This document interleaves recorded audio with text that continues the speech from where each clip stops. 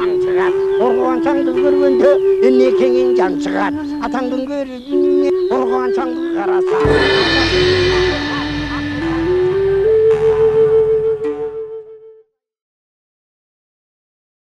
Assalamu alaikum урматтуу телекөрүүчүлөр. Кайрадан сиздердин назарыңыздарга башканы коюп Манасты айт теле долбоорубуздун кезектеги чыгарылышын тартуулайбыз.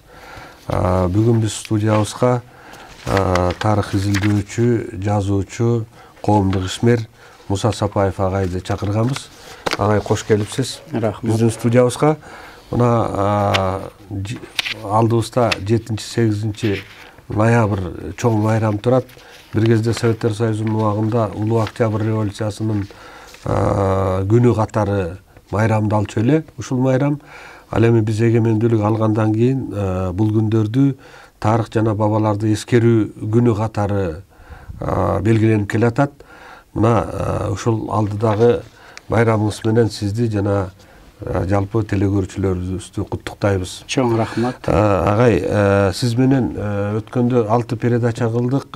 Бул биздин улуу дастаныбыз Манас эпосунун 1000 жылдыгына 25 жыл деген чейрек кылым өтүптүр. Манас эпосун биз 1000 жылдыгын жалпы журтчулук менен бул оондун программасынын алдында белгилегенибизден бери 95-жылдан бери 25 жыл убакыт өтүп кетиптир. Ал эми биз ошол 5-6 теле берүүлөрүбүздө сиз менен болгон маегибизде ушул Манас миңдин дүйнө цивилизациясына тийгизген таасирлери боюнча кеп кылдык элек. Анан ушул маселе көптөгөн биздин теле көрүүчүлөрдүн кызыгуусун жаратыптыр. Анан алар ушул маселени дагы мындан тереңирээк айтып берсеңиздер жакшы болот эле деген өтүнүчтөр менен кайрылгандыктан сизди кайрадан студиябызга чакырып атабыз. Андыктан агай ушу сөздү ошол мынакей эртеңки биздин майрамыбыз бул тарыхты жана бабаларыбызды эскерүү күнү болгондон кийин кыргыз элиндеги эң зор бабабыз, баарыбыз сыймыктанган, жалпы кыргыз журту сыймыктанган бабабыз бул Манас бабабыз. Ушул Манас бабабыздын 1000 жылдык мааракесинен өткөндөн бери 25 жыл өтүп атат. Мына ушул 25 жылдын ичинде Манас миңдин тийгизген таасири, вообще дүйнө цивилизациясына тийгизген таасири боюнча сөзүбүздү улантсак. Андан жакшы болот. Эми мынау тарыхты изилдөөдө мен тарых боюнча өзү 6 китептин авторумун. Алай тарыхын жазгам, Чоңалай тарыхын 2 китебин чыгардым. Андан кийин Тоолор жана Аялзат тагдыр деп аны жаздым. Былтыр ушул Манас миңдин чейрек кылымына арнап Манас кырдаалы улуттук лидер идеясы деген китепти мен чыгардым. Сиз болсо Манас улуттук лидерликтин тулчоксу деп ушуга арнап китеп чыгардыңыз. Мына ошолордун бир өзгөчөлүгү бар да тарых изилдөөдө. Өткөндөгү биз 6 берүүдө өткөрдүк. Анан бул Манас чаңырыгы телеканалы түндүк тарапта көрсөтөт дагы, түштүк тарапта көрсөтпөйт. Бирок баягы интернет деген жакшы экен. Сиздер YouTube'га жайгаштырган экенсиздер ошол 6 тең. Мына ошол аркылуу түштүк эли дагы жакшы кабардар болгонуга мен күбө болдум да. Себеби дегенде мен июль айынын орто ченинде ошол Бишкектен өзүмдүн ата жайым, атам менен апам жашаган ошол Кадамжай районунун Масалиев айыл өкмөтүнүн Кожо деген айылы бар. Бизди Кожо Наймандар деп коет, биздин урул жашаган. Ошол жерде атам менен апамдан калган 4 комнат үй бар эле. Ошону барып анан жасалгалап, китепкана жасадым, музей жасадым, информатика борборун жасадым. Анан ошонун ичинде Айкөл Манас стендин жасадым, кенен. Анан ошондо кишилер келип, анан ошондо ушу өтө көп суроолорду беришти да. Себеби тарыхый эмгек биринчи жарык көргөндөн кийин анан элдин сыны пайда болот, ой пикир пайда болот. Анан ошо жакта дагы мени бир кызыктырган нерсе карапайым эл аябай кызыгат да. Эмнегедир мына чиновниктер, жетекчи кызматкерлер деңгээлине келип эле ошону жогорулагандан кийин эле ошонун ичинен мына шайлоолор болуп өттү. Шайлоолорго 16 партия катышты. Ар бир партия 120 адам тизмесин бербөдүбү. 16га көбөйтсөк 2000ге жакындап атабы. Ошол 2000 адам бирөөсү дагы Манас жөнүндө маселени көтөргөн жок. Сөз кылган жок. Туурабы? Өзүңүз билесиз. Ал эми карапайым калк аябагандай кызыгып атат да. Анан ошо боюнча бир маселени биз азыр башыны ачып туруп, ошонун аркылуу кетишибиз керек. Эмне үчүн ушул Манас менен ушунчалык залкар окуя чейрек кылымдыгы быйыл белгиленбей калды.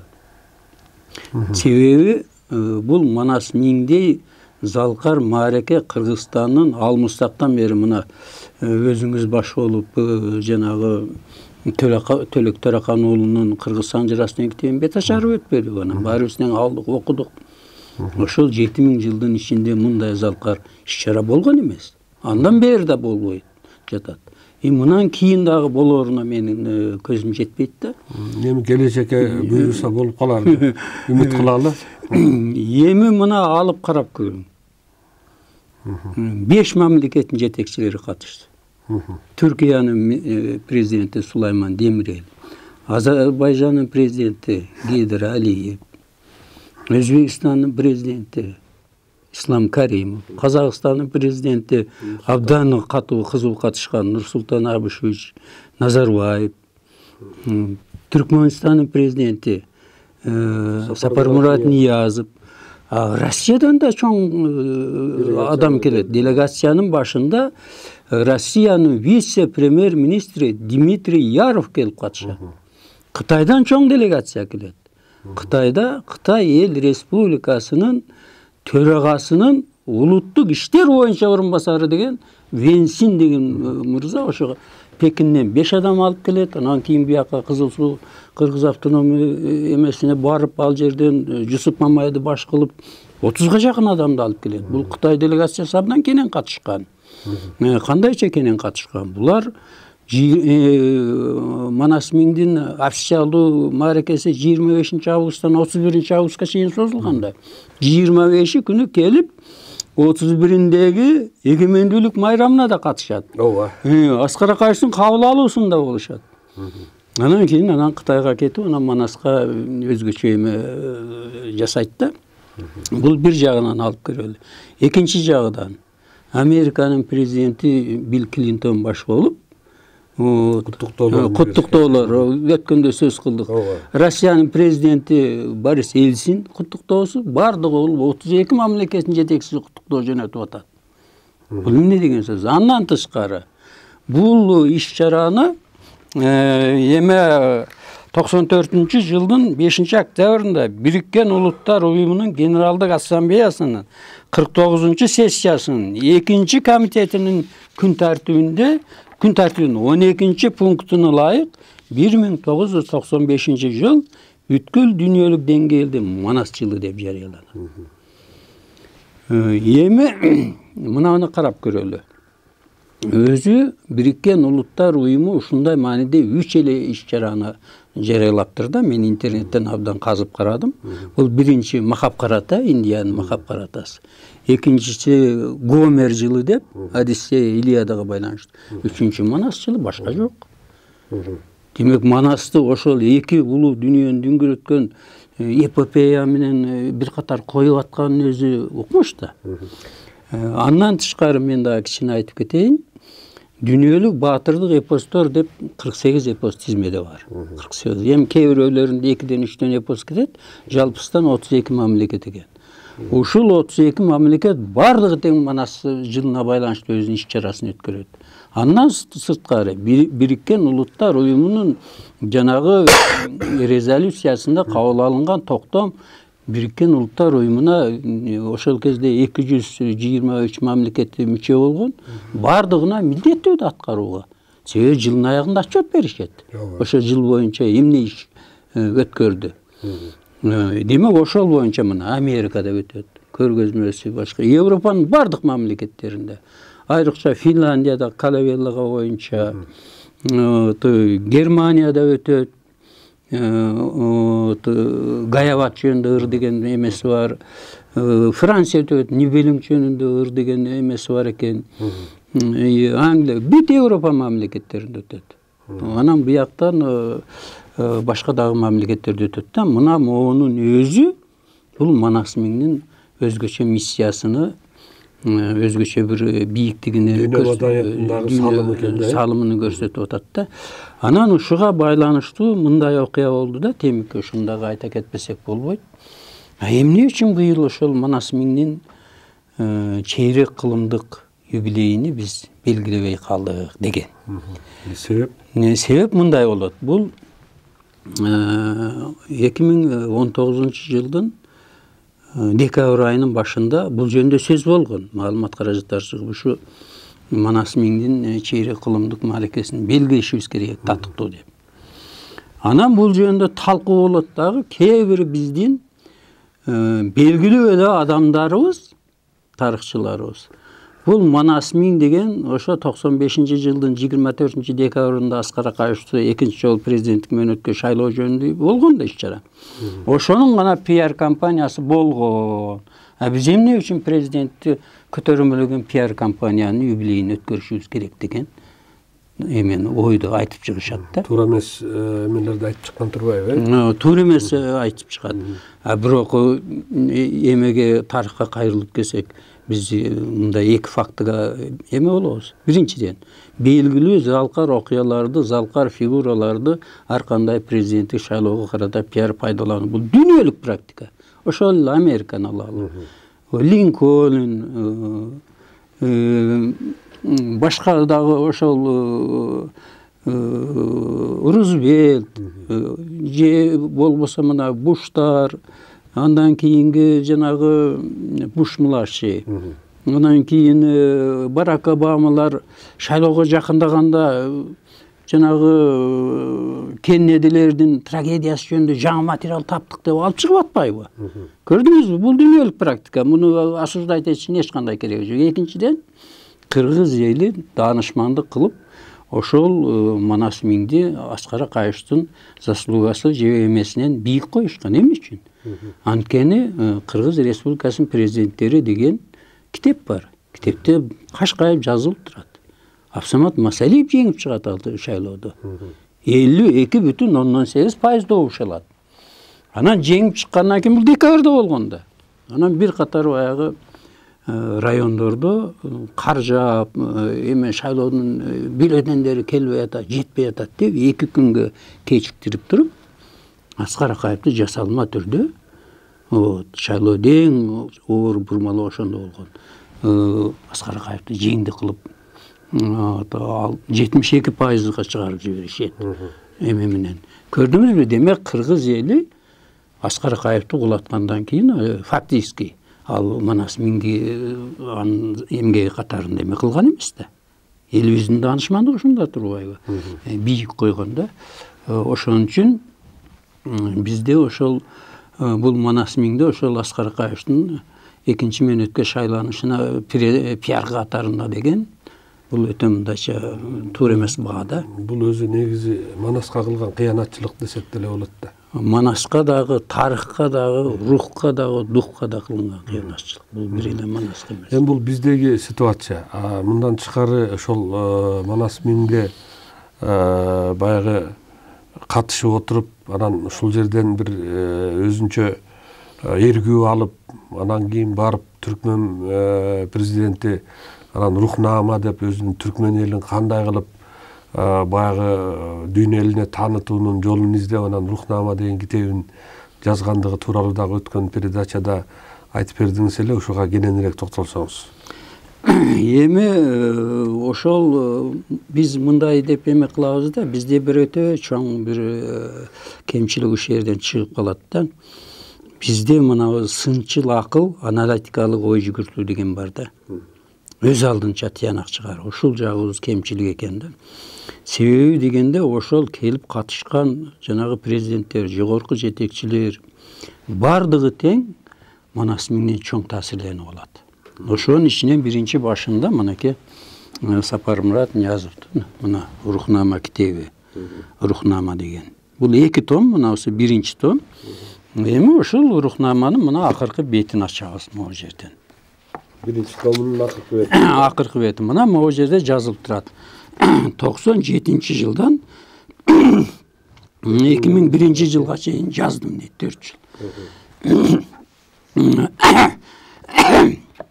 Мындайча айтканда, бул китептин бет ачары болгон бул жерде. Атайын ошол президенттик аппараттын жооптуу кызматкери келип түшүндүрмө берген. 95 жылдан барып, 95-96 жылдары Манасты окуп, аягы орусча вариантын, кыргызча варианттарын кейбирин түркменче которуп, эми оңой эле которулат да. Анан ошодон таасир алып туруп, анан ушул рухнаманы жаза баштайт. Анан муну окуй турган болсоңузчу, өтө кызыктуу да. Жанагы эле ошо Манастын 7 осуяты башка жанагы Советбек Байгазиев жазып жүрбөйбү? Манас кодекси, Манастын рухий баалуулуктары деп өтө чоң эмгек жазып жүрбөйбү? Ошону өзүнчүн ыкмасында ушул жерде берген да. Кошо кеткендигини биз көрөбүз. Анан кийин бул китеп чыккандан кийин рухнаманы орто мектептерге, жогорку окуу жайларга улуттук идеология катарында сабак катары киргизди да бул киши. Анан кийинки президент Бердимухамедов келгенден кийин обалы бир катар ошол Сапармурат Ниязовдун алтын жалатылган эстелиги бар эди, мавзолейи бар эле, музей бар эле, ошолорду мындай башкача өңүткө буруп, муну биринчи алып салышты. Бирок 5 жылдан кийин кайрадан эле туура эмес болуп калгандыгын эме кылышып, азыр кайрадан бирок киргиздик, бир аз кыскартылган вариантта киргизди бул Сапармурат Ниязов жөнүндө. Эми экинчи Өзбекстан жөнүндө алалы. Ислам Абдыганиевич Каримов кеткен. Мына могу жерде Великая династия мира Тимуриди деп турат. Мына ушул Темир Амир Темирди, же болбосо эми Аксак Темир деп коюшат, Тимирлан. Мына ушуну көтөрүп чыга башташат да. Биринчи башталган деле Амир Темирге эстелик тургузуудан баштайт. Мына Амир Темирге тургузулган ошол Өзбекстандагы бул эмеси мавзолей Самарканда да. Ошо Самарканда мавзолейдин алдында тургузулган эстелиги. Анан бул жерде Шахрух жөнүндө сөз болот. Мына Амир Темирдин династиянын мураскорунун бири Шахрух. Шахрух бул Кокон хандыгынын негиздөөчү болуп эсептелинет да. Шахрух би деп коюшат, Шахрух эсептелинет. Андан кийин мына Улугбек, мына Улугбек. Эми Улугбектин обсерваториясы бар да, билебиз да, бул дүйнөлүк фигура. Мына бул ошол Амир Темирге байланыштуу. Амир Темирдин бүт бул жерде мынаке Амир Темирдин Ташкенттеги эстелиги, мына эң сонун жанагы Самарканда, мунусу Ташкенттеги эстелиги. Мына ушуларды тургузушуп, бул жерде бардыгы ошо Манас 1000 жыл өткөндөн кийин башталат. Анан бул жерде эмеси санжырасы да бар. Мисалы мына жерде мына башталышында Шахруктан кийинки санжыралар берилген. Бардык биздин баягы өзүбүздүн эле санжыра сыяктуу эле баягы Амир Темирдин санжырасы. Демек, Өзбек элини биз ушундай улуу адам Амир Темирдин мураскорлору болобуз. Деп анан ушуну көтөрүп чыгышат. Эми биз Россияга келебиз. Россияга келе турган болсок, Россияда биринчиден баягы бардыгыбызга белгилүү да. Слово полку Игорова, Игорь кошуну жөнүндөгү баян деген. Ошону булар кеңейтип башкадан карап чыгышат. Анан кийин экинчи маселе мына Лев Гумилевдин, мына ал баягы пассионардуулук жөнүндө Лев Гумилевдин 7 томдук китеби бар, эмгеги 7 том болуп чыккан. Ошонун ичинен эң атактуусу мына ошол пассионардуулук. Мына ошо пассионардуулук маселени мындайча айтканда Манас Бул пассионардуулуктун образы да. Ошондой кабыл алышы Россия мана пассионардуулукту көтөрүп чыгат. Анан кийин эң маанилүү эмгек мына Тайный код России. Бул кеңири сатка түшкөн китеп эмес, адистешкен китеп. Бул окумуштууларга, ири мамлекеттик ишмерлерге берилет да. Анан бул код деген сөз биздин кыргыздын кадимки баягы кут деген сөздөн эле алыныптыр.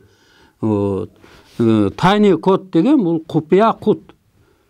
Эми бул жерде эмне үчүн купуя кут дейт? Конспирология деген илим бар. Вот. Ошол конспирология илими боюнча ар бир элдин өзүнүн ички купуя сыры болуш керек да, ар кимге айта бербей турган. Мисалы бул боюнча мына еврейлер жөөттөр өтө күчтүү. Ушул кезге чейин алардын баягы ички философиясынын жашыруун сырларын ача албай жүрүшпөйбү. Андан кийинки өтө күчтүү бараткан бул япондор. Кечээ кийин гана жанагы самурайлардын бусидосуну көтөрүп чыгышпадыбы? Анан Кытай. Биз болсо эмне ичибизде болсо бардыгын ачып чачып, ичибизди аңтарып, өзүбүздүн улуттук купуя сырыбызды сактай албай келатабыз да. Мен мисалы Манастын ушул кезге чейин ооз-2 айтылып кагазга түшүлбөй келгендигине көпчүлүгү кыргыз элинин сабатсыздыгына байланыштырып жүрбөйбү? Ал сабатсыздык эмес, башка маселе Манастын баалуулугуну купуя кут катарында сактап келген кыргыздар. Биринчиден. Экинчиден ооз-2 айтылган нерсе кагазга жазылган нерсеге караганда таасири күчтүү болот. Тирүү да? Тирүү ал. Адамдын аң сезим эс тутумуна келип орноп атпайбы? Тиги кагаздын бетинде калып атпайбы? Жазылган. Айтылган нерсе эс тутумда калат да. Ошондуктан мына Манас миңдин орус элине болгон эмеси. Анан япондор, Япониядан дагы өзү делегат келген экен. Делегат келип, анан бу жерде Япония элчилиги катышат дагы. Булар баягы Манаста 40 чоро бар го. Бул 40 чоро япондордун самурайынын башаты. Баягы самурайлар бар да. Самурайлардын Бусидо кодекси бар. Бусидо кодекси менен Манас кодексине салыштыра турган болсок, бирдей эле болуп чыгат. Мына бул демек япондорго тийгизген таасири. Эми финдер жөнүндө билебиз да. Алар Калавелланы көтөрүп чыгып, Карала финдердин эмеси. Фин укмушу деп ошого шыктанып кандай ийгиликтерди финдер жаратып атат. Ал Финляндия деген Советтер Союзунда аны 16-республика деп койгон. Аябай экономикасы начар болгон. Советтер Союзу чачылгандан кийин өтө оор абалга түшүп болушкан.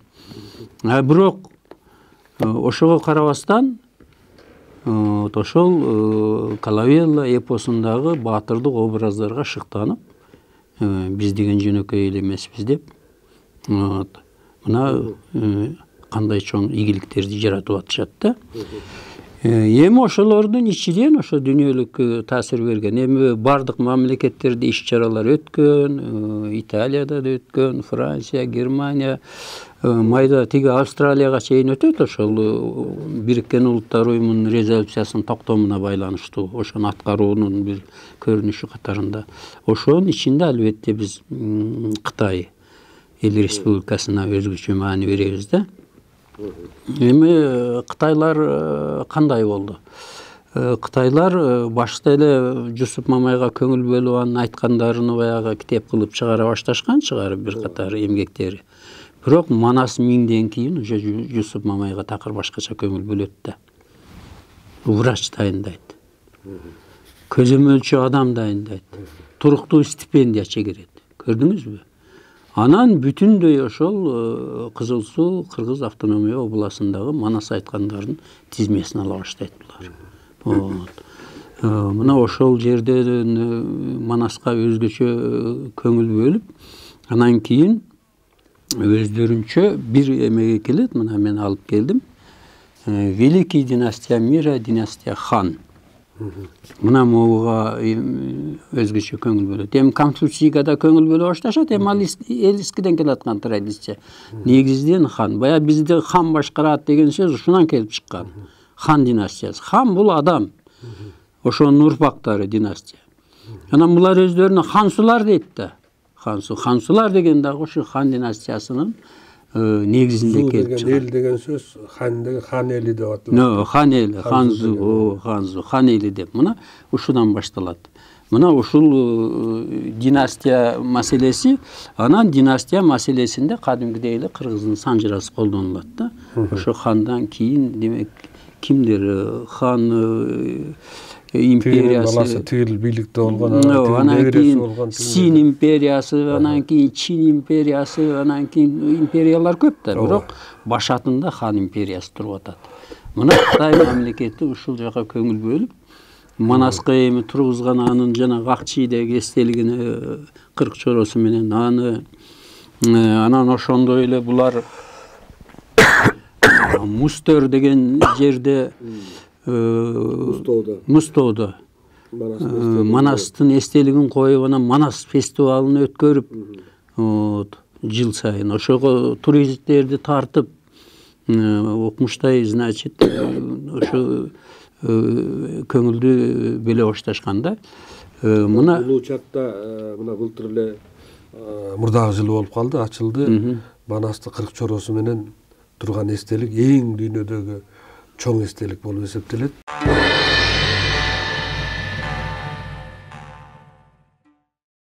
Мына агай бул баягы Манас эпосунун 1000 жылдыгы өткөндөн кийин ошол 1000 жылдыкка келген жетекчилердин, коңшу мамлекеттердин жетекчилеринен, деги эле Европа элдеринин баягы жетекчилери өздөрүнүн тарыхын даңазалоону үйрөнгөн сыяктуу таасир алган, чоң рухий таасир алышкан. Өздөрүнүн элинин тарыхын дагы дүйнө элине таанытуу үчүн жасаган аракеттери экен да. Анан өткөн передачада жанагы Индиянын премьер-министринин официалдуу эмес келип кеткендиги жөнүндө дагы учкай сөз болду эле. Ошого дагы бир токтоло кетсеңиз. Азыр ага чейин бир нерсени кичине үстүнөн айтып кетким келет. Мына Турция жөнүндө да айтпасак болбойт. Өткөндө биз Сулайман Демирел баргандан кийин жанагы Коркут ата жөнүндө, Деде Коркут, ошону көтөрүп чыгышат. Ал мурда унутта болуп калган. Деде Коркутту көтөрүп чыгышат. Анан кийин ошол эле Ататүрктү көтөрүп чыгышат. Анан жанагы Султан Сулайманды. Султан Сулаймандын кануну деген бар экен, өткөндө окуп бердим. Эме кылып. Жана Манастын осуяты сыяктуу адилеттүүлүктү туу тутуп жашагыла, адамгерчиликти, ошол эле жанагы Манастын айкөлдүк образы бар да. Ошол айкөлдүк образынын бир варианты да Султан Сулаймандын кануну. Анан кийин жанагы даңгазалуу доор кинофильми башат ошодон башталат. Андан тышкары дагы бир топ фильмдерди тартышты, сериалдарды. Анан жана Эр Торгул деген сериалында ошо Манас жөнүндө дагы айтып атышат да. Ой, Манас бабабыз мынтип айткан деген саптарды укканда ошо түрктөргө ыраазы болосуң да. Өздөрүнүн бир сериалын тартып атып, анан Манасты эскерип кеткендери ошо каармандары. Анан бул дагы өтө чоң баягы таасир калтырат экен. Анан бул эми баягы түрктөр дагы өзүнүн маданиятын элге жайылтууда ушул жасаган аракеттери да Манастан кийинки. Ал эми жана Индияга келсек, Индия боюнча айтсаңыз. Анан эме Казакстан жөнүндө кичине айтып анан Индияны эме кылалы, себеби Индия чоңураак тема да, мен ошону сизден суранам да. Казакстан Нурсултан Абышевич келип катышып өтө активдүү катышкан, жардам да беришкен баягы немени мааракени өткөрүүгө. Анан ал жерде демек Кул Кожохмат Ясавиди көтөрүп чыгышат да. Кул Кожохмат Ясавидин баягы кичине күмбөзү болгон. Германиядан күчтүү архитекторлорду чакырып, баягы күмбөздү классикалык деңгээлде калыбына келтирген да. Азыр кечээ жасалган деп ойлобойсуң, ушундай чеберчиликте жасаган. Түркістанда. Түркістанда мен былтыр барып келдім, Атай зиярат кылып ошол жерде кыдырып. Ушундай келиштирип жасаган. Ал жерде демек булар Кул Кожо Ахмат Ясауийдин университетин ачышты. Амфитеатр ачтым да, баягы грецкий амфитеатр бар го, тегерек. Ошондо амфитеатр ачып, башка дагы иш-чаралар деме кылып, кече бир 15-20 эле күн болду. Азыр ошол жерди Астанадан Казакстан борборуна Түркистанга которобуз деп атыптыр. Себеби Астана өзүнүн өнүгүүсүнө жетти, өзүнүн алдына коюлган функциясын аткарып бүттү, бирок Түркистан чынында Казакстандын ортосунда да. Борбор шаар кылабыз деп ушуга чейин көтөрүп чыгып, аябаганда катуу иштеп атышат. Бир мезгилде ошол жерде Атрар деген шаар болгон, муну Чыңгызхан талкалаган да. Анан чоң шаар болгон, ал жерде да казуу иштери жүрүп, анан баягы археологиялык изилдөөлөр болду, бир топ нерселерди таап аткандыгы жөнүндө маалыматтарды интернет айдыгына салып коюп атышат да. Анан чынында эле бул казак мамлекетинин дагы тарыхын жеткирүүдөгү бул Манастын таасиринен кийин деп айтып атасыз да, Жок, өздөрү ошентип айткан эмеси бар. Өздөрүнүн бул боюнча жасаган сөздөрү бар. Ошо Манас миңдин иш-чарасына катышуу бизге чоң таасир калтырып, ошону ышыктанып, биз өзүбүздүн байыркы тарыхыбызга башкача баягы көз жүгүртө баштадык деп. Анан баягы 12 сериялуу Казак хандыгы деген кинофильмде тартышты. Бейбарс жөнүндө кинофильмде тартышты, башка кинофильмдер. Бул тарых боюнча өтө ар бир областтарда ошол зиярат кыла турган ыйык жерлердин бардыгын тизмесин алып, өзгөчө корукка киргизип, өтө баягы элдин духун көтөрүүдө күчтүү ишти алып баратат. Анан руханий жаңылануу деген атайын бул боюнча программада кабыл алышкан, иштеп атышат да. Эми сиздин сурооңуз жанагы Индияга келебиз да. Индияда Индия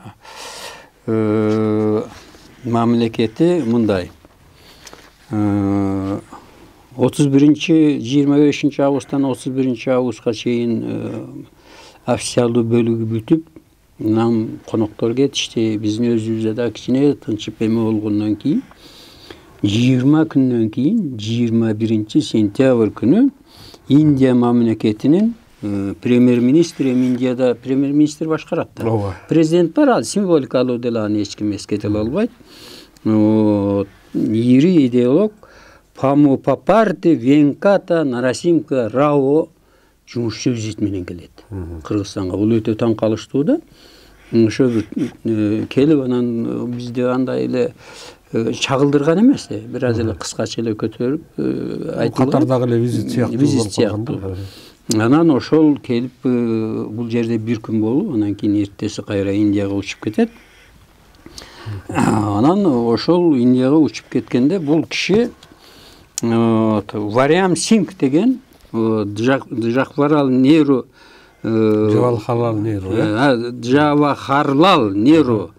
университетинин профессору, орус тилинен сабак берген профессору Вариам Сингх кошо келет котормочу катарында. Бул Нарасимха Рао менен кошо келип, котормочу болуп жүрүп, анан ушул жерден орус тилинде чыккан бардык варианттарды алышып барып туруп.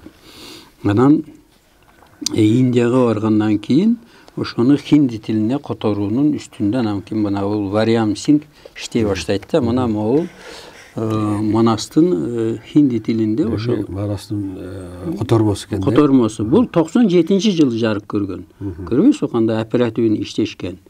Ошо 95-жылы августта келген болсо, сентябрда келген болсо, нар жагында аз эле калып атпайбы. 1,5 жылга жетпеген убакыттын ичинде мына жакшынакай мында жанагы сүрөттөр да бар. Манастын белгилүү баягы өзүбүздүн сүрөтчүбүз бар го.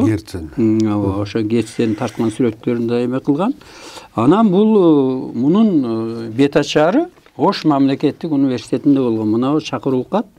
Мага официалдуу түрдө берилген чакыруу кат. Ушунда мына могу жерде Вариам Сингх «Восвоение эпического наследия народа Индии и Кыргызстана» дейт. Көрдүңүзбү? освоение этнических народов в Индии, Кыргызстана ключ к их взаимопониманию деген доклад жасайт. Мына ол жерде программасы бар. Бул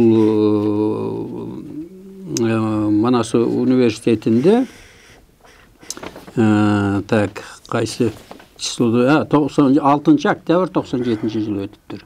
Көрдүңүзбү? Анан мына ошол жерде, бул жерде жанагы Индия мамлекетинин премьер-министри Нарасимха Рау, бул өтө күчтүү чоң идеолог да. Ошол атайын кызыгып келет. Себеби дегенде Индияда Манас бул жанагы булардын Манас паркы бар, анан булар Индиянын Махабхарата менен Рамаянада дагы Манас бул высший разум деп берилет да. Ооба. Рамаяна эпосу биздин кылымдан 1000 жыл мурда жаралган экен. Мындайча айтканда, ол жол менен 3500-4000 жыл жерде жаралган да. Анан булардын Рамаянадан тышкары Ригведа деген, Бхагават Гита деген Бхагават Гита эми ошолордун бардыгын бириктирип, синтез кылып, кыскартып жарыялаган эмгеги да. Мына ошол эмгектерде Манас высший разум, жогорку акыл эс деп каралат. А биздин Кыргызстанда Манас бул улуттук лидер. Лидердик касиет менен элдин эң негизгиси лидердик касиет Манаста эмне бар? Бул ишеним. Элибиз Манаска ушунчалык ишенген да. Анын чечимдерин талдап отурган эмес да. Бул кыргыз элинин кызыкчылыгы үчүн өмүрүн сайып койгон адам. Демек айттым onu жасайбыз деп. Болду, туура. Демек эң биринчи ишенимге жетишкен да элдин чоң эмеси. Экинчи маселеси, биз Манастын Айкөлдүгүн айтып жүрбөйбүз. Айкөлдүк. Эми Айкөлдүк дегенди азыр формулировкасына ар кандай чечмелеп жүрүшөт, бирок Айкөлдүктүн башында адилеттүүлүк турат. Сен адилеттүү болсоң Айкөлсүң. Сен адилеттүү мамилең менен Айкөлдүгүн көрсөтөсүң. Айкөлдүктүн башында. Анан эң үчүнчү эме бул жанагы пассионардуулук. Адамдарга дымак. Биздин колубуздан келет. Биз катырабыз деген дымак.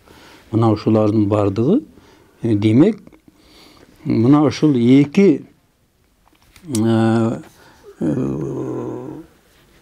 жанагы бул эми жана Рамаяна эпосунда Манас эме болуп. Махабхаратада Ману деп эле айтылат. Рамаянада Манас жогорку акыл эс деп айтылат. Анан ошол экөөнү айкалыштырып туруп, анан жанагы Индиго программасын иштеп чыгат да. Мына Индия мамлекети эли ушунчалык көчөдө ачарчылыктан кырыла баштайт да. Миллиардка жакындаган элде. Анан ушунчалык татаал мамлекет. 137 экен ушундай улуттар жашайт. 30дан ашык диндер, диний конфессиялык жагынан. Дүйнөдөгү бардыгы көрүнүктүү диндердин бардыгы ошол жерге барып алган. Анан кийин жанагыдай уруу эмелерге, аймактарга бөлүнүү, ички мындай бөлүнүү жагынан өтө татаал. Мына ошолорду ошол индуизм философиясынын негизинде элдин башыны бириктирип, анан Индиянын келечеги өнүгүшү үчүн жанагы Индиго балдар деген сөз. Индуизмдин негизинде Манас акыл эс турбайбы? Индиго деген ошо индуизм деген сөздөн алынган, кыскартылып алынган да. Индиго балдарда демек Манастык касиетке ээ болуп чыга турган балдарды тандоо. Жогорку акыл эске жете турган. Анан ар ким деле алган эмес. Муну баягы мектептин башталгыч классында окуп жаткан, ошолордон ошо жерден секин байкаштырып, биринчи койгон талабы ден соолугу чың болуш керек. Экинчи жаңыны өздөштүрүү, жаңы бир умтулуусу болуш керек. Үчүнчү духу күчтүү. Эрки. мына ошо өзүнчө баягы конкурстук көрсөткүчтөрдү иштеп чыгып, бирок аны ачык жарыялаган эмес. Байкатпай, секин неме кылып, сени могу жака алып барып биз өзүнчө бир окуу жайыбыз бар, ошондо окуйсуң, мына профтех училище сыяктуу. Анан азырга чейин муну ачык жарыялашпайт. Биз ушундай муну эми баягы супер человек программа деп коет эмеси боюнча, азыркы баягы информатика эмеси боюнча. Ошого эмеден баштап 6-8 жаштан баштап негизинен 12 жашка чейин. Кээде гана 14 жашка чейин алган. Мына ушул тегеректеги гана балдарды алган да, себеби айткан, андан жогору жагын ийге келтириш кыйын болот. Ал уже негизги мүнөзү мындайча калыптанып калган, аны ийлеш кыйын деп туруп, ушулардан тарбиялай баштайт да. Буларды демек универсалдуу сапат. Албетте башында ошол IT технология, информатика, мына ушулар турат, бирок нар жагында ошол жаңы тарбиялаган Индиго балдарынын аракети менен анан экономикасы да өнүгө баштайт. Индиянын жанагы программисттер сиз айткан IT технологиясы боюнча эми дүйнөдөгү белгилүү мамлекет, белгилүү бренд айтиштиктердин баардыгы ушу Индиядан чыккандыгынын башаты дагы кайра келип биздин Манаска такалат. Манаска да калат да. Манас ошол жерден себеби демек бир эле баягы билимдүү болуу, аябай билимдүү болуу жетишпейт. Демек лидердик касиетти, улуттук лидерге айлануу касиети кошо жүрүш керек экен да. Биздин Манаска келгенден кийин мына ушул жагы баягы Нарасимка Раонун идеясын ошон Манастан алат да, келип туруп.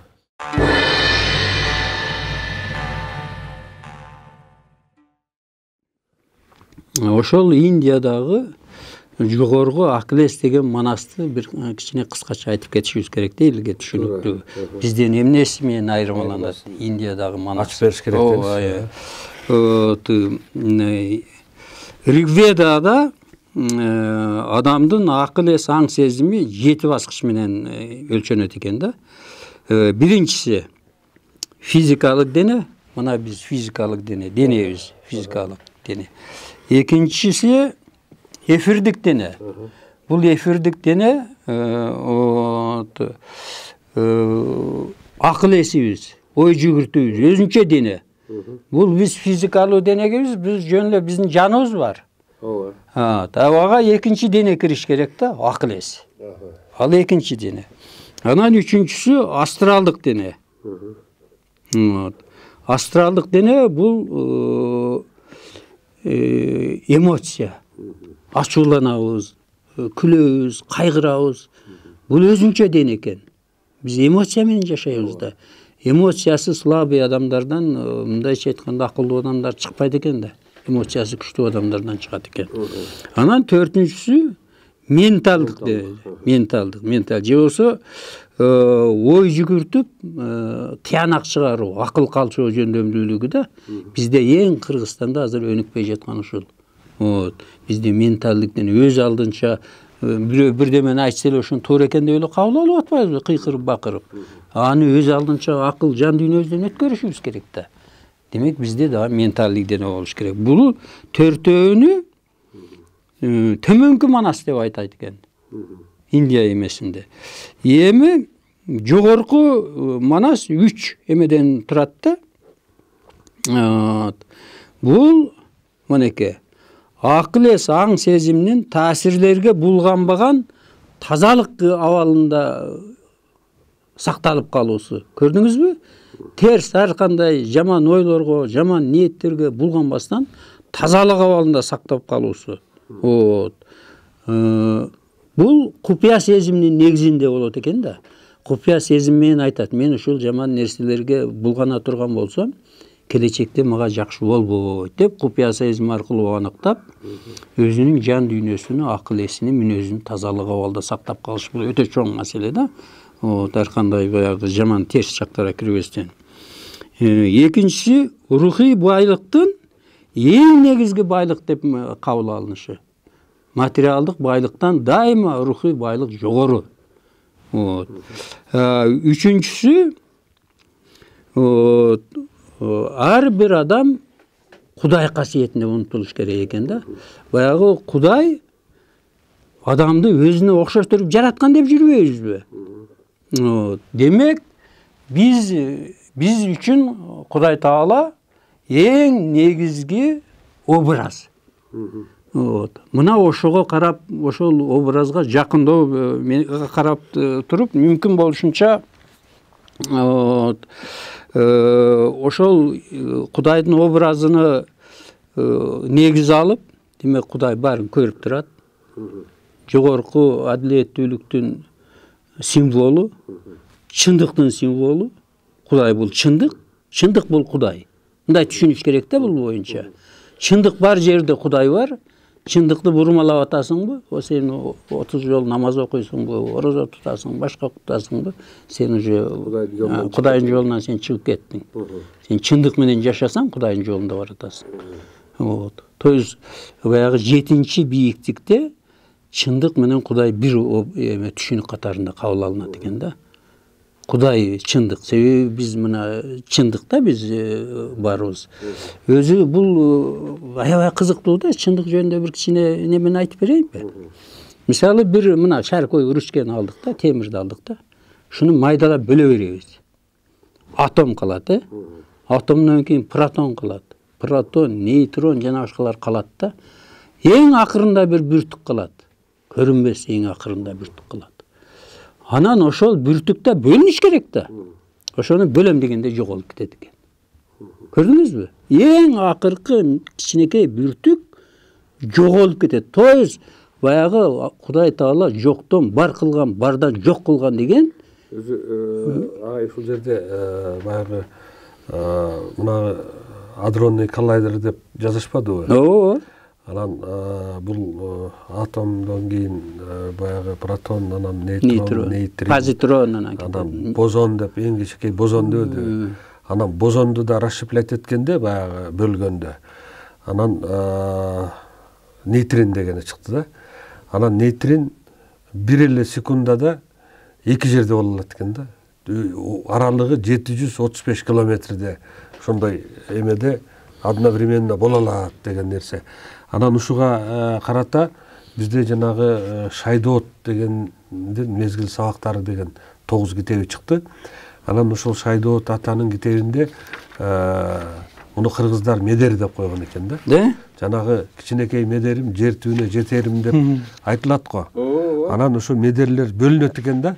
Кыргыздар баарын эле медер деп койгон.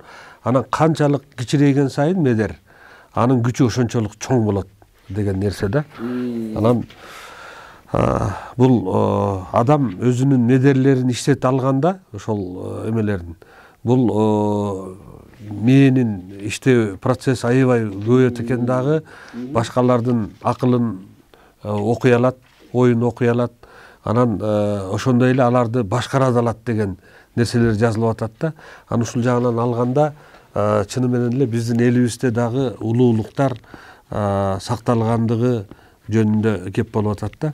Анан бул индустардын ушул программасы жанагы Индиго деген программа деп атпайсызбы? Мунун башаты ушул Манас миңдин белгиленишине жанагы Расимха Сингх деген адамдын келип премьер-министрдин Расимха Рао Сингх. Анан ошол адам келип анан кийин баргандан кийин өзүнүн бүт акылмандарын чогултуп алып программа иштеп чыгып, анан ошонун негизинде Индиянын өнүгүшүнө дагы алып келиптир. Индуизм философиясы деген. Анан эми мындай суроо туулат да, мына биз кыргыз эли ушул көп элдин маданияттарынын өнүгүшүнө башат катары болуп эле калып калабызбы же өзүбүзгө дагы бир тийгизе турган таасири болуш керекпи деген суроо болуп атат да. Мейли быйылкы жылы биз анын 25 жылдыгын белгилебей койдук дейли. Бирок Манасты эч ким жокко чыгара албайт да. Анан ошол себептен биз бүгүнкү күндө ушул биздин улуу дастаныбызды, улуу баягы байлыгыбызды бул кыргыз элинин энциклопедиясы деп келебиз да. Анан ушул Манастан өзүбүз эмне таасир алышыбыз керек эле, жана мамлекетибиздин өнүгүшүнө Манас кандай салым кошуш керек эле, ушуга бир токтолсоңуз. Анан баягы ушул Манасты изилде Манастын таасирденүүдөн жалпы бай мамлекеттердин ортосундагы дагы бир орток кызыкчылык пайда болот да. Бул династия маселеси. Династия. Мына Манасты ала турган болсок, мына Манас, Семетей, Сейтек, Кенени, Акылбача, Сейит, Бекбача, Сомбилек, Чигитей деп бул Жүсүп Мамайда 8 урпагы кетет. Ал эми биздеги манасчыларда тиги Сейд Рахмановдон 12 урпагын айтып жүрөт да. Анан Манастын бабалары деп сатып алды Алы деген манасчы бул Кулжада Шаты деген жердеги манасчы экен. Бул кишини да көз өтүп кетти. Манастын бабалары деп Манаска чейинки 7 бабаларынын урпак кылып айткан да.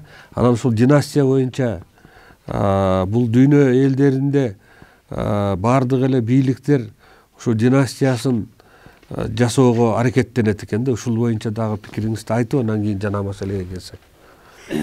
Бул династия маселеси мына мисал ала турган болсок, кийинки окуя Черчиллди ала турган болсок, Уинстон Черчилл дүйнөдө атактуу адам. Бул киши жазуучу да болгон. Булар Марлборо тукуму деп коет. Жизнь Марлборо деген 4 томдук китеп жазып, өзүнүн баягы Марлбородон башталат да ошонун династиясы. Ошол династияны биз жоготпой келип дейт, ошондон мен пайда болдум дейт. Менен да мыкты урпактарды беришим керек деп Нобель сыйлыгын алган ошол Жизнь Марлборо деген 4 томдук китеп үчүн Черчилл. Нобель сыйлыгынын лауреаты да.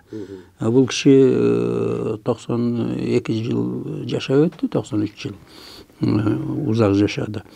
Анан бул династия деген нерсе, мындайча айтканда, мамлекетти башкарып, ошол жан дүйнө, бая генетика, биз айтып жүрбөйбүзбү? Манас биздин генибизде бар, каныбызда бар, биз күн элибиз, биз нурдан жаралганбыз, биз улуу Манастын урпактарыбыз деп жүрбөйбүзбү? Демек ошол каннан, геннен купуя баягы жанагы кут аркылуу өтүп өзүнүн үзүрүн бериш керек да. Ошондой гана адамдар мамлекетти ийгиликтүү башкара алат. Азыркы ушунча укмуштай татаал заманда мына азыр геосаясатты көрүп атабыз, кандай чийлешип атат, бул ар кимдин колунан келе турган нерсе эмес да. Бизде кайсы бир жылы 84 адам өзүнүн кандидатурасын президенттикке көрсөтпөдү. Азырда коюп атат да. Дагы уже 10га жетип калды го. Кечеги мурунку Сооронбай Шарипович эмесин койгондо дагы 16 адам чыкты, а бирок жалпы көрсөткөн 36 адам болбоду.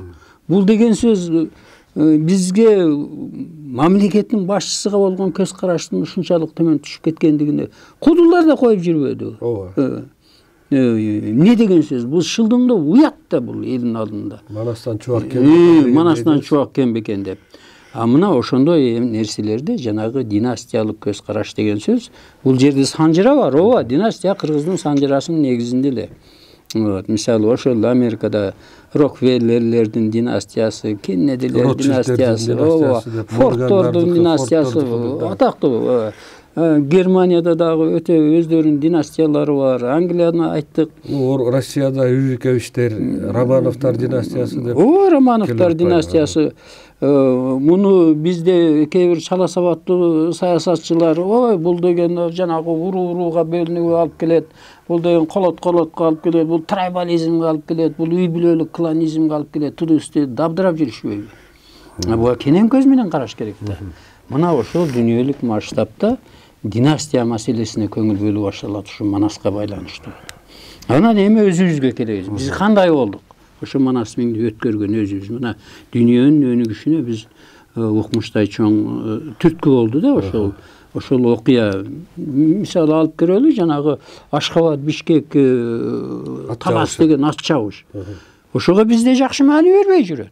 Бул даже CNN аркылуу бүткүл дүйнөгө түз көрсөтүп турганда, баштасын аягына чейин. Себеби дегенде Европада ат жарыштар укмуштай мода, Америкада мода, араб өлкөлөрүндө мода. Бул асыл тукум маселесин өнүгүшүнө дагы дүйнөлүк масштабта анан кийин жанагы миллион, 3 миллион долларлык аттар ошондон кийин пайда боло баштады да. Же болбосо жанагы Султан Сулаймандын киносунун биринчи башталышында аттар чаап кетип барышпайбы? Чыңгызханда да ошондой.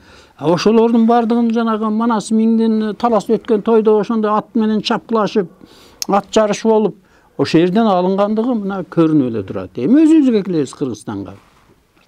Мынандай бир уникалдуу китеп бар. Кто есть кто дейт, Кыргызстан. Бул кимди ким билди? Кимдин ким экендиги. Кыргызстанда ким кыйын деген маанидеде. Бул 97-жылы жарык көргөн. Мына могул жерде бул өтө мындай бир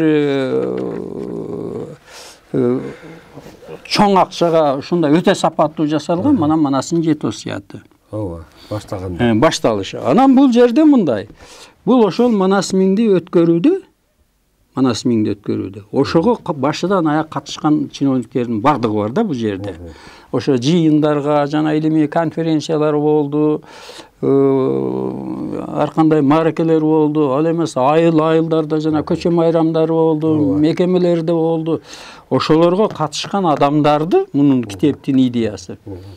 Ушулар Манастын духуну, рухуну уланта турган адамдар элита ушул деген мааниде чыккан да бул китеп. Көрбөйсүзбү? Кандай сапаттуу укмуш 5000 данада чыккан. Азыр эми муну таба албайсыз. Негизи баягы бизде Ала тоодо эт кылып, Ала көлдө чык кылып, баягы майрамдап, тойлоп туруп эле ошо менен унчукпай калдык да.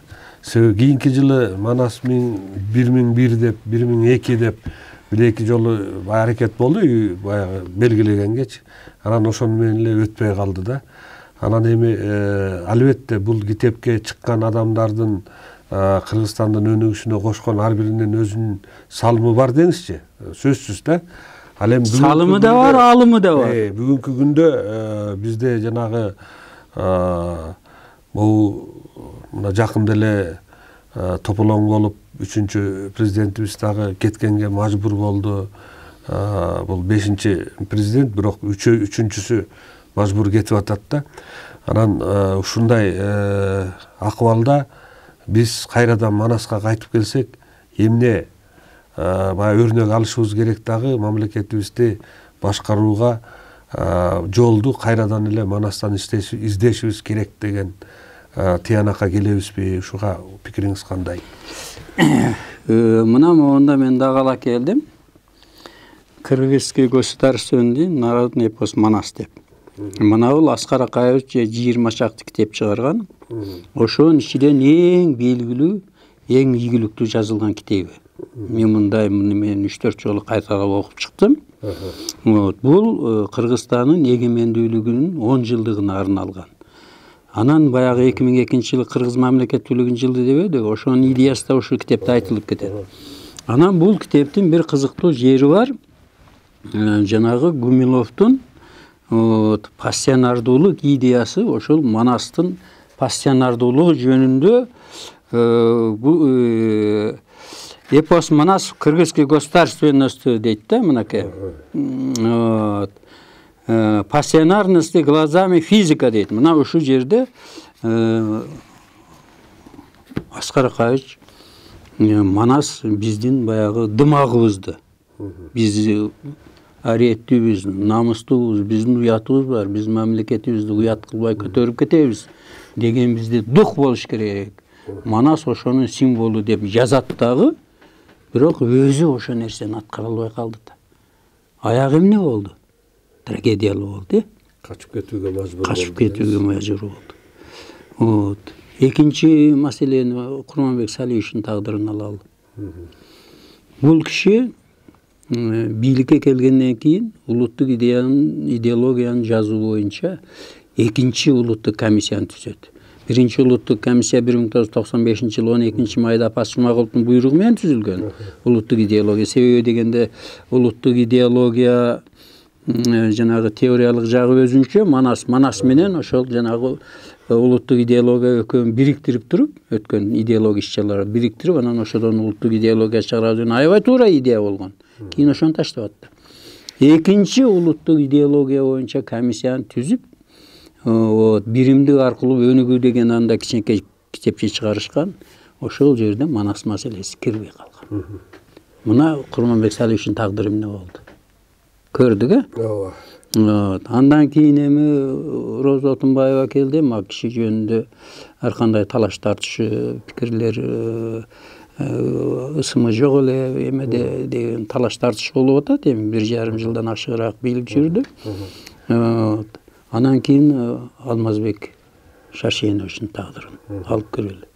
Бул жерде дагы биз Манас маселесин такыр эле баягы Баштаганда жакшы эле көтөргөн, тиги Манастын эстелигин ачып, Түркиядагы Манастын эстелигин ачып, Манас маселесине жакшы эле мамиле кылып аткан.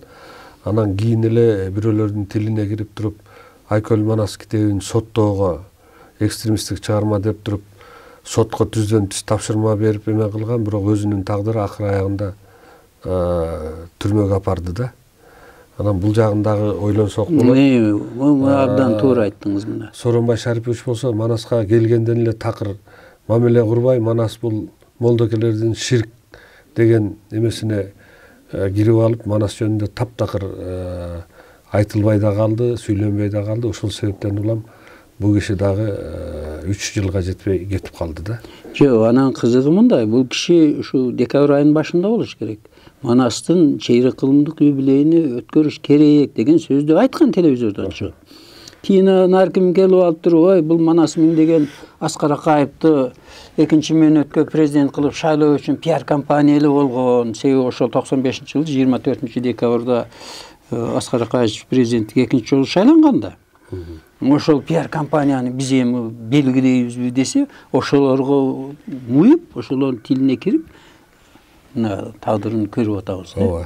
Эми азыр мынеке биз азыр 3-чү революция деп атабыз. Иш жүзүндө бул 4-чү революция. Эмне үчүн? Себеби дегенде 1990-жылдын 27 октябрында Аскар Акаевич шайлангандан кийин ошол жерде баягы демократиялык жаңылык, ал кезде 350 депутат болгон. Ошонун ичинен где-то 172 экен депутат демократиялык жаңылануу үчүн деген топ түзүшүп, өздөрү дем топ атаган. Ошолор анан кийин Абсамат Масалиевди кетиргенде биз жибек революциясын жасадык деген пикетке чыгышкан кадимгидей. Андан кийингиси 2005-чи, андан кийингиси 2010-чу, мына азыркысы 4-чү. 4-чү жолку көрүш экен да. Эми мына ошол жерде биз акылыбызды тептешибиз керек. Акылыбызды тептешибиз үчүн биз эмне кылышыбыз керек? Биз кайрадан Манасты идеология катары туу тутуп алышыбыз керек, Манаска кайтышыбыз керек. Мына сиз башында айтпадыңызбы, ООН тарабынан 3 чоң эпос эле белгилениптир депчи. Мисалы үчүн Махабхарата эпосу Индиянын. Бул эпос Манас эпосунан 2,5 эсе сап жагынан алганда, көлөм жагынан аз да. Ал эми Илиада менен Одиссея Гомердин 17 эсе аз Манастан. Дүйнөдөгү эң чоң эпос бул Манас эпосу. Бекеринен муну кыргыз турмушунун, кыргыз элинин энциклопедиясы деп айтылбаса керек. Ошондуктан биз бүгүнкү күндө кайрадан ушул Манас эпосуна кайрадан сүңгүп кирип, окумуштууларыбыз, биздин илим-пост мамандарыбыз ушул Манастан кайра идеологиянын өзөктөрүн алып чыксак болот да. Себеби баягы Аскар Акаевдин убагындагы 7 осуяттын иштебей калган себептери да бар да. Буларды баягы атайын эле колдун учунан соруп чыгаргандай деген дагы таасирлер болгон. Бирок биз баары бир кыргыз болгондон кийин кайсы кыргыз болбосун баардыгыбыз Манас атабыз деп сыймыктанабыз да. Манас атабыз деп келебиз. Ошол эле мезгилде Манаска болгон, Манас эпосуна болгон кайдыгер мамилебиздин айынан өнүгө албай, өнүгүп келатып кайра эле артка кетип атканыбыздын негизги себеби мына ушунда болсо керек. Кандай дейсиз? Бул жерде биз ушул бир катаал чындыкты айтпасак болбойт да. Себеби дегенде жалпы жумурай журт элибиз тарабынан дагы чоң кемчилик кетип атат. Манаска маани берүүдө, Манасты окуп үйрөнүп, ошого бир мындайча айтканда дыкат көңүл кушун артууда ката кетирип атабыз. Мен конкретный фактыларды келтиргим келет да. Мына мен гезитти алып келдим, өзүмдүн архивимден таптым. Гезиттин бир бетине жарыяланган мынакей кыргыз туусу мына Манас ата коому бизде мейманда дейт. Бул Манас ата коому 15 октябрда премьер-министр Насирдин Исановдун токтому менен бекитилет экен. Иш башкаруучу Б. Акунов дейт. Көрдүңүзбү? Анан бул коомдун негизги милдеттери, максаттары жазылган аябай сонунда ушундай. Анан кеңеш тутуму төрагасы Юрсулан Тойчубек. Анан кийин Мелис Арыпбек, Эсенбек Абдырасулов, Төлөбай Багышбеков, Асан Жакшылыков, Ашым Жакыпбеков, Жыпар Жекшеев, Уркаш Мамбеталиев, Султангазы Орозбеков, Кубан Сапаков дейт, Сабыр Сыдыкбеков, Борончу Тойчубеков, Өмүрзак Төлөбеков, Замир Эралиев, Абдыган Эркебаев, Токтонали Орозбек. Анан бул жерде, мына жерде сүрөттө дая биз сөз кылбадыкпы? Манас күмбөзү комплекси деп курула турган болгон деп. Ошол Манас күмбөзүнө курула турган мечиттин о жерде сүрөтү киргизилген. Анан бул жерде айтылат да, мындай дейт да. Манас ата коому тарабынан дейт, Талас өрөөнүндө Манастын күмбөзү жанына салынуучу сметалык наркы 1,8 миллион сомдук мечиттин долбоору дейт.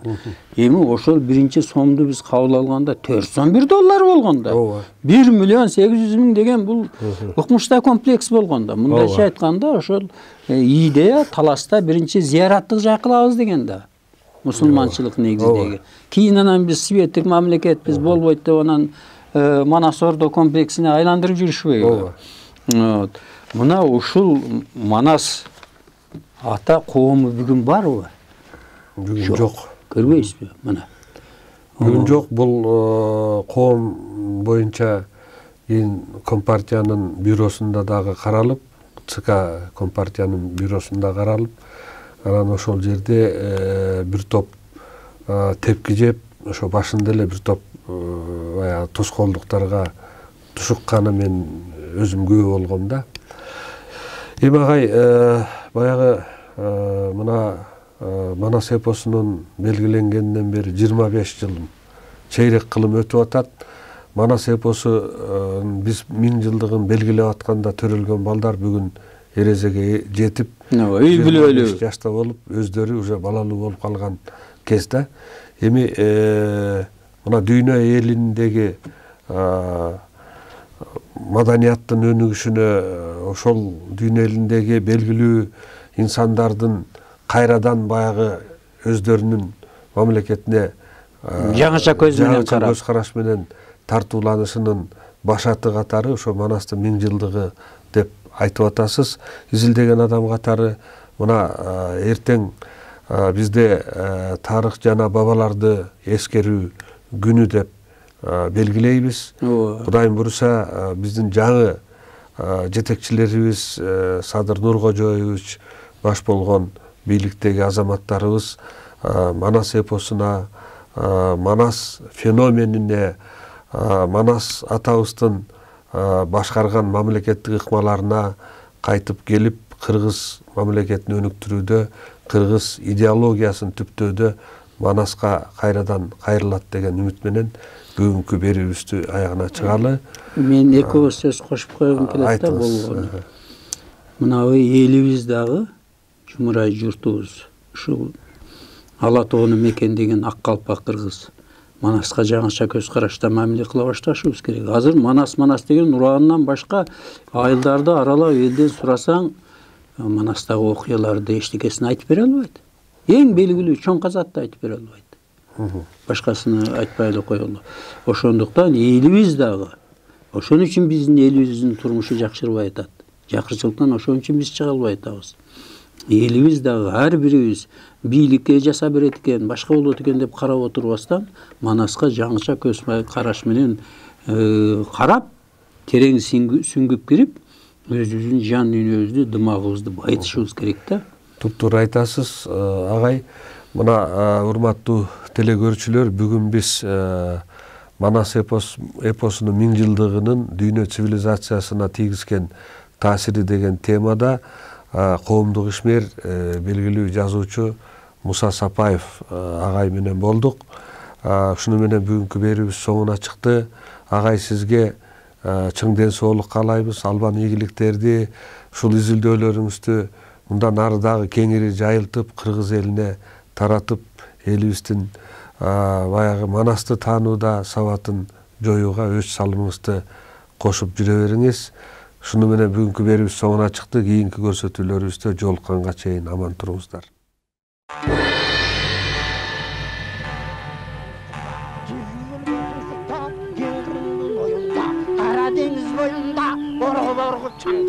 Organ çangdı görgende ne kengin can çıgar. Atandın göründü organ çangdı karasa.